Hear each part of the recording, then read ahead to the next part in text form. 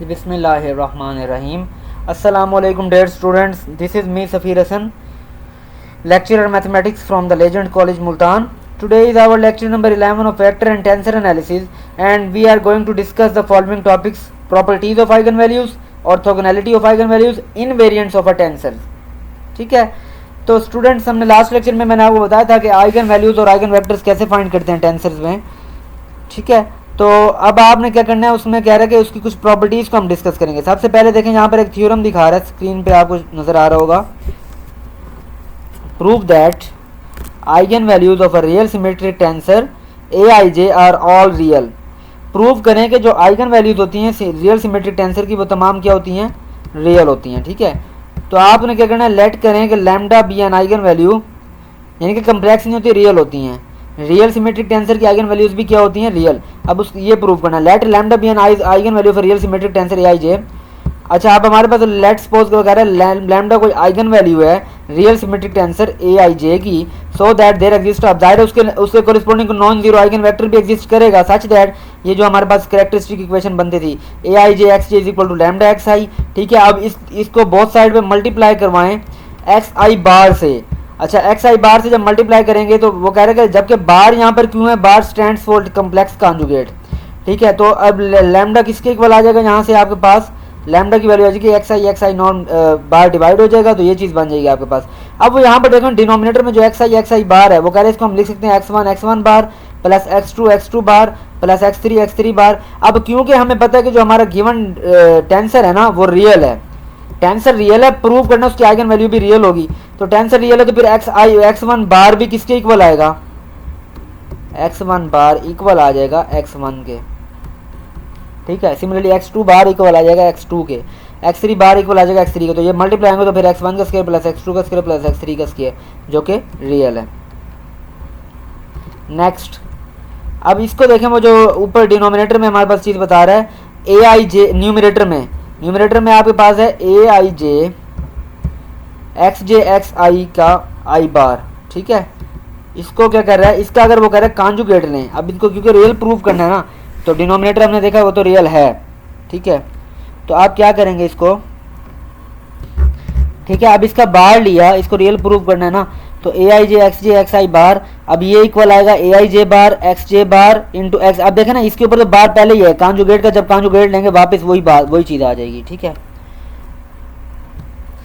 ठीक है, तो ये बेटा इस तरह होगा। मैं आपको दोबारा थोड़ा सा इसको एक्सप्लेन कर दूं कि ये होगा जी आपका, अब देखें ये बार है, टोटल कॉन्जुगेट ले रहे हैं, तो अब AIJ का कॉन्जुगेट इंटू XJ का कॉन्जुगेट आ जाएगा, और XI का कॉन्जुगेट, क्योंकि पहले ये तो कॉन्जुगेट का कॉन्जुगेट वापस XI आ जाएगा। ठीक है, अब हमें पता है AIJ तो रियल सिमेट्रिक टेंसर है, हमें गिवन है, तो फिर उसका कॉन्जुगेट वापस वही आ जाएगा, और XJ का बार ही रहेगा, और XI आ गया साथ। अब इसको आप लिख सकते हैं AIJ, क्योंकि ये रियल सिमेट्रिक टेंसर है, तो AIJ को AJI लिख सकते हैं, और XI बार और XJ, इसको इंटरचेंज किया डमीज को I और J को, तो इसको लिख सकते हैं AIJ XI बार XJ। इसका मतलब ये हमारे पास ये तो शो कर रहा है कि ये रियल है, हमने कॉन्जुगेट लिया, वापस वही चीज़ आ गई हमारे पास, तो रियल है ये हमारे पास। तो न्यूमरेटर और डिनोमिनेटर रियल है, तो इसका मतलब वो लैम्डा भी क्या होगा हमारे पास, रियल, क्योंकि लैम्डा इन दोनों पर डिपेंड कर रहा था ना, न्यूमरेटर और डिनोमिनेटर पर जो वैल्यूज़ थी हमारे पास।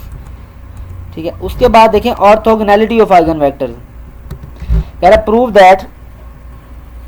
Prove that eigen vectors of a real symmetric tensor AIJ corresponding to two distinct eigen values are orthogonal.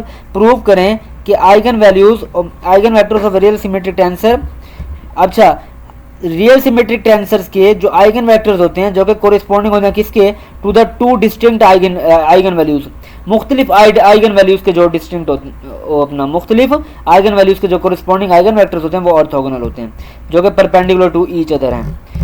इसका मतलब ऑर्थोगोनल का मतलब एक दूसरे के परपेंडिकुलर है। तो लेट लैम्डा 1 और लैम्डा 2 दो डिस्टिंक्ट आइगन वैल्यूज हो गई AIJ रियल सिमेट्रिक टेंसर की। ठीक है, तो उसके जो नॉन जीरो वेक्टर्स होंगे हमारे पास, आइगन वेक्टर एग्जिस्ट करेंगे, वो एक को नाम दे दिया XI का, दूसरे को YI का, सच दैट AIJ XJ, ये जो कैरेक्टरिस्टिक इक्वेशन लिखी AIJ XJ लैम्डा 1 XI और AIJ YJ लैम्डा 1 YI। ठीक है, अब कह रहा है इन दोनों को मल्टीप्लाई कर रहे हैं, इसको YI से इक्वेशन 1 को, और इक्वेशन 2 को मल्टीप्लाई कर रहे हैं XI से, तो इससे हमें क्या मिलेगा, AIJ XJ ये YI is equal to lambda XI YI, और इसको हमने XI से मल्टीप्लाई कर, दो इक्वेशंस बन गई। अब क्या करना है हमने, अब हमने इन इक्वेशंस को हमने कहना है कि देखें ए I J x J Y आई, यानी कि जो पहली आपने ली, इधर देखें, इसका ए I J x J Y आई को लिया और इसको हमने क्या करें, इसको फर्दर सॉल्व कर रहे हैं। मैं बताता हूँ क्या करने जा रहे हैं। इसको हम कर रहे हैं जी ए I J x J Y आई को लिख सकते हैं क्योंकि ये रियल सिमेट्रिक टेंसर है, और आई और जे डमीज को इंटरचेंज कर दिया, जे की जगह आई की जगह जे आ जाएगा, इंटरचेंज हम कर सकते हैं। तो ए जे आई बन जाएगा, ये एक्स जे है तो एक्स आई बन जाएगा, और वाई आई है तो आई की जगह जे आ जाएगा।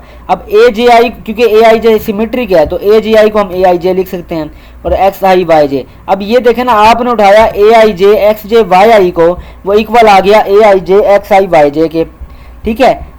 जिसका मतलब, इसका मतलब हमने उठाया इसको, इक्वेशन 3 को उठाया, इक्वल कर दिया इक्वेशन 4 के, ठीक है, इक्वल आ गई। अब हम इसका मतलब दोनों क्या हैं, ये इक्वल हो गए। तो इक्वेशन 3 और 4 को क्या किया, उनके लेफ्ट हैंड साइड को इक्वल है तो राइट हैंड साइड को भी इक्वल किया। इक्वल के यहाँ से लैम्डा, अब इन दोनों इस टर्म को लेफ्ट हैंड साइड पे शिफ्ट करेंगे आप, तो राइट हैंड साइड पे 0 आ जाएगा। जहाँ से आप एक्स आई वाई आई दोनों में से कॉमन ले लेंगे तो लैम्डा 1 माइनस लैम्डा 2 आ जाएगा। अब आपको पता है लैम्डा 1 और लैम्डा 2 आइगन वैल्यूज है, तो वो तो 0 के इक्वल नहीं होंगी। तो ओनली पॉसिबिलिटी इज कि फिर भी आई एक्स आई और वाई आई हमारे पास क्या होंगे, 0 के इक्वल होंगे। और एक्स आई और वाई आई क्या थे, ये मैं जरा अभी आपको दोबारा दिखा दूँ, ये दोनों हमने वेक्टर्स लेट किए थे। There exist non zero vectors X I Y I, ठीक है। तो फिर इसका मतलब क्या हुआ, उनका डॉट प्रोडक्ट 0 आ रहा है। जब डॉट प्रोडक्ट दो वेक्टर्स का 0 आ जाए इसका मतलब वो ऑर्थोगोनल है एक दूसरे के। बस यही प्रूव करना था आपने, बहुत ही आसान काम है। आगे कुछ नोट है यहाँ पर कि अ real symmetric tensor has 3 eigen values of which 2 और 3 में be repeated. Her real symmetric tensor की 3 आइगन वैल्यूज होती हैं, रियल होती हैं जो कि, ठीक है। और वो क्या होती हैं, जिनमें से दो या 3 क्या हो रही होती हैं, रिपीट हो रही होती हैं, यानी कि रिपीटेड वैल्यूज होती हैं। और हर ऐसा रियल सिमेट्रिक टेंसर जिसकी मुख्तलिफ आइगन वैल्यूज हों, उसके पास क्या होता है, हैज़ अ यूनिक सेट, उसके पास एक ऐसा यूनिक सेट होता है किसका, of 3 mutually orthogonal eigen vectors. ऐसे 3 आइगन वेक्टर्स का सेट होता है उसके पास जो कि आपस में क्या होते हैं, ऑर्थोगोनल होते हैं, यानी कि उनका डॉट प्रोडक्ट 0 के इक्वल होता है। अब यहाँ पे देखें, अ real symmetric tensor with one distinct and one repeated eigenvalue has a unique eigenvector corresponding to the distinct eigenvalue. A real symmetric tensor, ऐसा रियल सिमेट्रिक टेंसर जिसकी एक डिस्टिंक्ट वैल्यू हो और एक रिपीटेड आइगन वैल्यू हो, उसका जो eigen vector होता है वो क्या होता है, यूनिक आइगन वेक्टर होता है corresponding to the distinct eigen value. तो वो कह रहा है 2 eigen vectors may be found corresponding to the repeated eigen value. हाँ, ये हो सकता है कि जो रिपीटेड आइगन वैल्यू होती है ना, उसके कोरिस्पॉन्डिंग दो आइगन वेक्टर्स आपको मिल सकते हैं, ठीक है। सच दैट जो 3 आइगन वेक्टर्स पे मिलेंगे तो वो क्या होंगे हमारे पास, form a mutually orthogonal set, वो भी आपस में ऑर्थोगोनल होंगे। अब कह रहा है इनवेरिएंट ऑफ अ टेंसर, देखें यहाँ पर an expression which does not change under transformation from one coordinate system to another is called invariant. Invariant का नाम से ही सारा है जिसमें तब्दीली ना आए। ऐसी एक्सप्रेशन जब उसको ट्रांसफॉर्म करें आप उसको एक कोऑर्डिनेट सिस्टम से दूसरे कोऑर्डिनेट सिस्टम पे, जैसे हमने किया था ना के रेक्टेंगुलर कोऑर्डिनेट सिस्टम, और लेक्चर 1 2 में 2 या 3 में आपको पढ़ाया था, और के डैश कोऑर्डिनेट सिस्टम में दूसरा हमारे पास, ठीक है। दोनों कोऑर्डिनेट सिस्टम में अगर हम देखें तो वो वेक्टर क्या हो, वो एक्सप्रेशन चेंज ना हो जब उसको ट्रांसफॉर्म किया जाए, तो वो इनवेरिएंट कहलाएंगे। अब इनवेरिएंट्स को वगैरह आई से जाहिर करते हैं हम, ठीक है। इनवेरिएंट्स को आप जाहिर करते हैं किससे, आई से, और उसको क्या शो करते हैं आप, आई, यानी कि जो वो कह रहा है कि फर्स्ट ऑर्डर टेंसर जो होता है जिसको हम वेक्टर बोलते हैं, वो क्या, उसकी जनरल फॉर्म क्या है, ए आई, ठीक है। उसकी जो इनवेरिएंट होगा वो क्या होगा, आई इज इक्वल टू ए आई, यानी कि A1 का स्क्वायर प्लस A2 का स्क्वायर प्लस A3 का स्क्वायर, ठीक है। अब आगे देखें, the invariants of a second order tensor A I J are obtained from the characteristic equation. अच्छा, जो कह रहा है ए आई जे है ना सेकंड ऑर्डर टेंसर, उसकी जो इनवेरिएंट्स हैं वो कैसे हमें मिलते हैं, from the characteristic equation. Characteristic equation कौन सी, ए माइनस लैम्डा आई।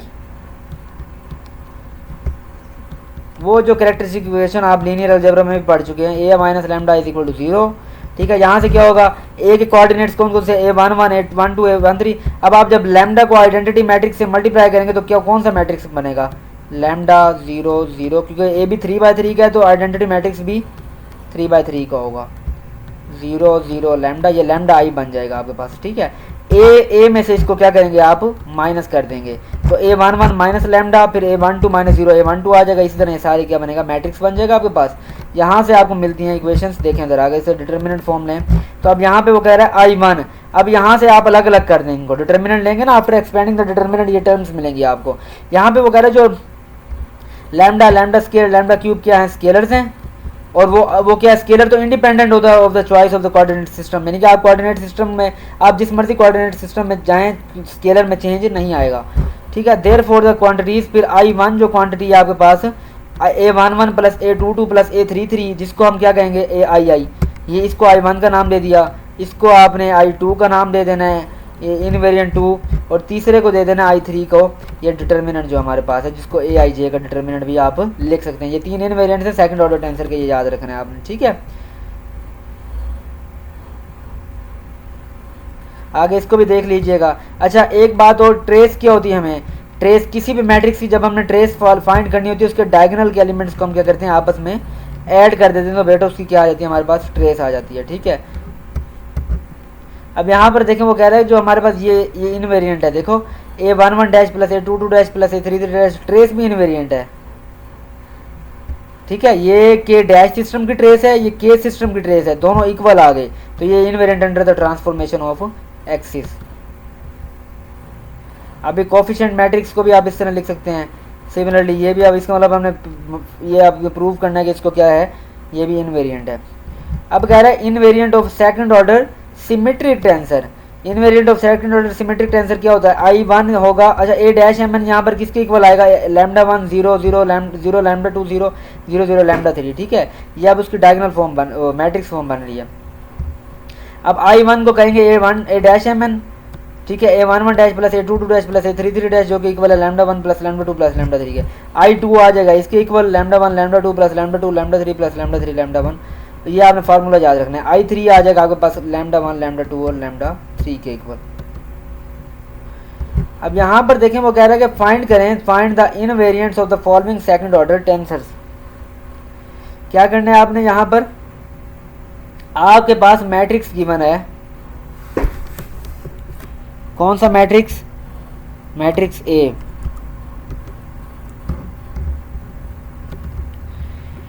ठीक है। मैट्रिक्स गिवन है फर्स्ट पार्ट में, देखें 2 4 -1 6 -7 10 3 -4 6। वो कह रहा है कि ये इसके इनवेरिएंट्स फाइंड करें, ये सेकंड ऑर्डर टेंसर्स हैं हमारे पास, ठीक है ना। इनवेरिएंट्स फाइंड करें, तो इनवेरिएंट्स का क्या करेंगे आप इनवेरिएंट्स के लिए। अच्छा अब इसमें देखें क्या है, अब इसके इनवेरिएंट्स फाइंड करने सेकंड ऑर्डर टेंसर के। वो कह रहा है the invariants of a second order tensor are given by I1 is equal to A11 plus A22 plus A33 is equal to 2 -7 plus 6 is equal to 1, ठीक है। और I2 किसके इक्वल आएगा, A11 A22 plus A22 A33 plus A33 A11, फिर minus A12 A21 minus, ये कैसे आया, ये देखें अभी मैं आपको बता के आया था कि I1 और I2 की वैल्यूज़ आपने याद रखनी है बेटा। ये है आपके पास I1 invariant 1, A11 plus A22 plus A33 जो कि ट्रेस को जाहिर कर रहा है, और ये आपके पास I2 है और ये I3 है, ठीक है।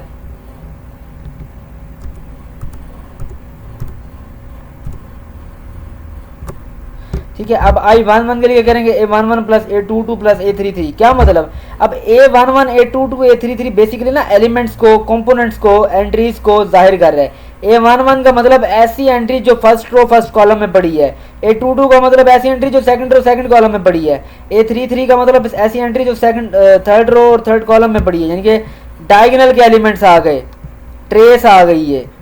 इन तीनों को क्या कर दो, ऐड कर दो, 2 प्लस माइनस माइनस होगा 7, फिर प्लस 6 इक्वल्स टू ये क्या आ गया 1। फिर आप I2 में देखें A11 A22, A11 क्या 2 है, A22 क्या -7 है, मल्टीप्लाई कर दें, फिर प्लस A22 A33, A22 क्या है आपके पास -7 है, A33 क्या है 6 है, फिर प्लस A33 A11, A33 क्या है आपके पास 6 है और A11 क्या है 2 है, फिर माइनस अब A12 का मतलब ऐसा एलिमेंट जो फर्स्ट रो में पड़ा है लेकिन सेकंड कॉलम में पड़ा है, फर्स्ट रो में लेकिन A12 है ना, A12 मतलब फर्स्ट रो और सेकंड कॉलम।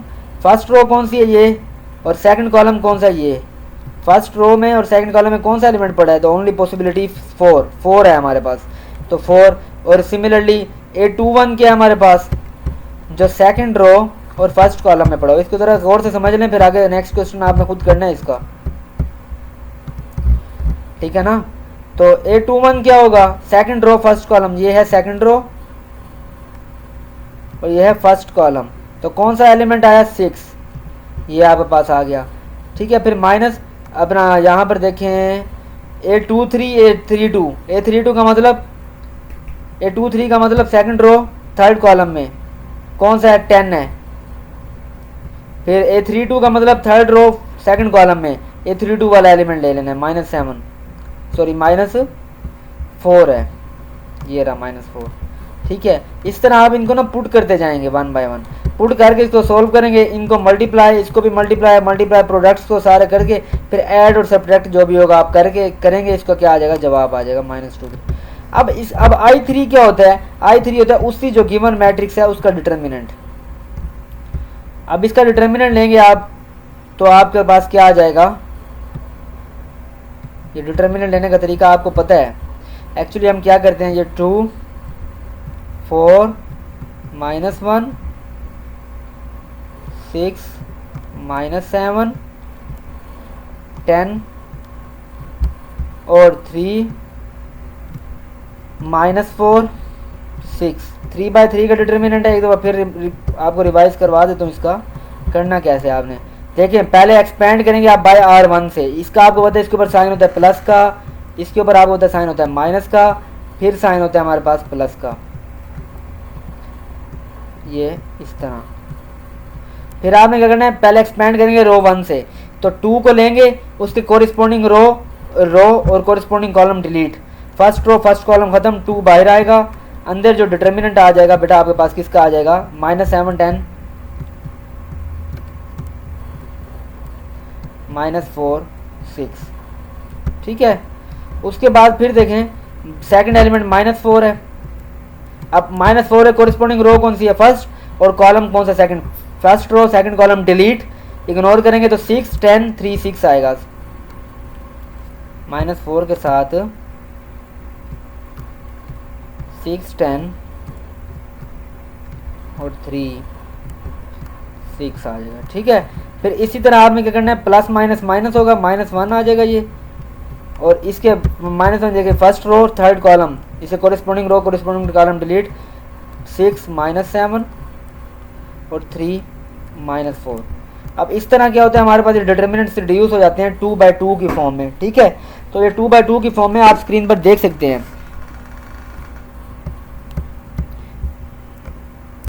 ठीक है।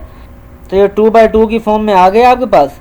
अब आप इनका क्या करेंगे, 2 बाहर वैसे के वैसे इसका डिटर्मिनेंट लेंगे, इसका डिटर्मिनेंट लेने का तरीका पता है, डायगोनल एलिमेंट्स को मल्टीप्लाई आपस में, फिर माइनस नॉन डायगोनल एलिमेंट्स को मल्टीप्लाई, फिर -4 इंटू फिर डायगोनल एलिमेंट्स को multiply minus non diagonal elements को मल्टीप्लाई, फिर 1 -1 फिर डायगोनल को मल्टीप्लाई फिर नॉन डायगोनल को मल्टीप्लाई। तो ये फॉर्म बनेगी आपके पास 2 इंटू -2 -4 इंटू 6 -1 इंटू -3, इनको सॉल्व करेंगे आपके पास -25 आ जाएगा।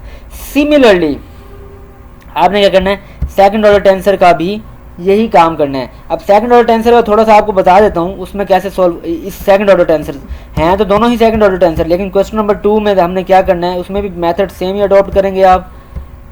अब उसमें जो I1 आपके पास आएगा वो क्या आएगा आपके पास, उसमें भी A11 plus A22 plus A33, 7 + 7 + 4, ये आपके पास क्या आ जाएगा, इसका 18 आंसर। अब ये I1 आ गया। सिमिलरली फिर I2 में इसकी वैल्यूज पुट करेंगे तो ये आपके पास इस तरह आ जाएगी। I3 में फिर क्या लेंगे, इसी का डिटर्मिनेंट ले लेंगे। यानी कि आपने ये क्या करना है, इसको याद रखना है, इसको मेथड को, ये बहुत इंपॉर्टेंट है। आपने इनवेरिएंट्स फाइंड करने का पेपर में पूछा जा सकता है, ठीक है। तो आपको इनवेरिएंट्स के फार्मूलाज अच्छी तरह याद होने चाहिए, ठीक है। और इनके प्रूफ्स भी यहाँ पर दिए हुए हैं, ये प्रूफ्स भी आप लोगों ने करने हैं। जैसे यहाँ पर देखें ना, फार्मूला तो याद रखना ही रखना है, लेकिन अगर आप प्रूफ या कुछ प्रॉपर्टीज़ देखना चाहें कि सेकंड ऑर्डर टेंसर ये क्या है, इनवेरिएंट है ये वगैरह, सारा कुछ इसको क्या करना है, आपने सॉल्व करना है। अच्छा ये पॉइंट भी देख लीजिएगा मज़ीद कि डेल्टा डैश एम एन, क्योंकि क्रोनिकल डेल्टा क्या होता है, इनवेरिएंट होता है, ठीक है। तो फिर डेल्टा एम एन डैश होगा डेल्टा एम एन के इक्वल द यूनिट मैट्रिक्स, और l m i mod equal होगा l n j is equal to 1। ये एम सी क्यूज़ के लिहाज से इंपॉर्टेंट चीज़ें हैं, ये भी पढ़ लेनी है। फिर A dash M N minus lambda delta M N equal होगा A I J minus lambda delta I J के। अच्छा, ये एम सी क्यूज़ के लिहाज से ना इंपॉर्टेंट चीज़ें हैं, ये आप लोगों ने ना ज़रा देखनी है इसको, ठीक है। तो एक तो ये, उसके अलावा हाँ ये कोफिशिएंट मैट्रिक्स वाली फॉर्म भी देखनी है। तो यानी कि ये आपने शो करना है कि जो ए आई जे है वो इनवेरिएंट एंड ट्रांसफॉर्मेशन, ठीक है। इस तरह आप लोगों ने इसको सॉल्व करना है। So students, best of luck, thank you very much, अल्लाह हाफिज़।